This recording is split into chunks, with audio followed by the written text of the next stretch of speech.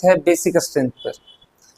कौन stronger base होगा? हम लोग जानते हैं लुईस बेस जो लोन पे डोनेट करता है, मीन्स जो लोन पे फास्टली डोनेट करेगा वो स्ट्रॉन्गर बेस कहलाएगा।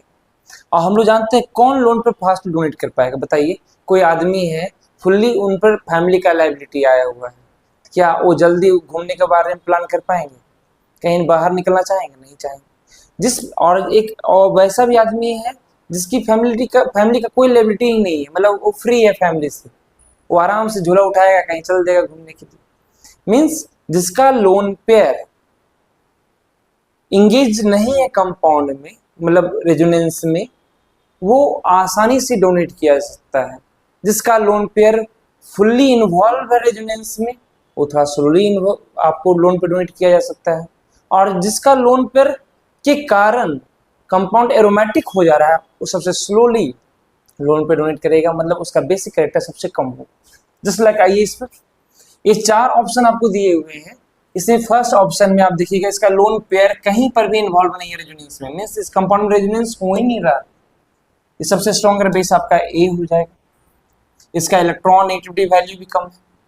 डी ऑप्शन में आइएगा, इसका भी लोन पेयर रेजोनेंस में पार्टिसिपेट नहीं कर रहा, जबकि इस कंपाउंड में रेजोनेंस हो रहा है पाई बॉन्ड का कंजुगेशन से, लेकिन इसका इस नाइट्रोजन का इलेक्ट्रॉन नेगेटिविटी ज्यादा होने के कारण, क्योंकि sp2 हाइब्रिडाइजेशन है, जल्दी थोड़ा सा स्लोली, इससे स्लोली थोड़ा डोनेट करेगा ये।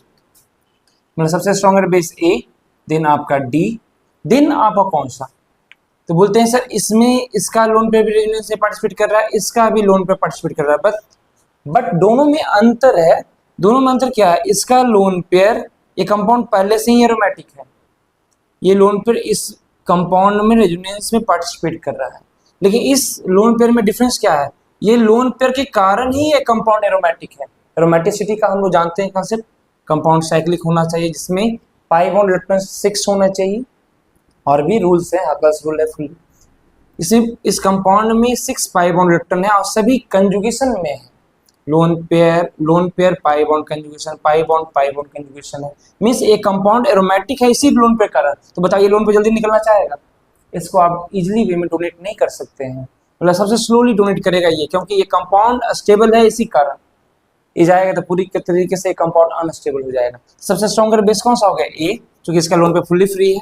देन आपका डी, देन आपका कौन सा होगा? सी, ये रेजोनेंस में पार्टिसिपेट कर रहा है लेकिन ये थोड़ा फ्री है as compare to this compound. Then आपका कौन सा होगा? बी।